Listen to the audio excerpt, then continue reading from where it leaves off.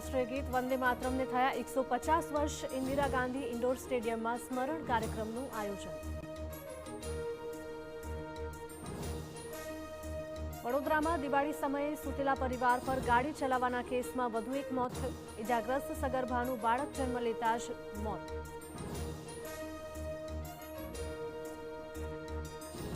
વલસાડમાં વધુ એક ગેરકાયદે ફેક્ટરી પર ડીઆરઆઈની રેડ। કેમિકલ લાવી પાવડર ફોર્મમાં માદક પદાર્થ બનાવવાનો પર્દાફાશ। ભરૂચના સાંસદ મનસુખ વસાવાએ ફરી ઉઠાવ્યો અવાજ। રસ્તાની કામગીરીમાં ભ્રષ્ટાચાર, રાજકીય દબાણ થતું હોવાનો આરોપ।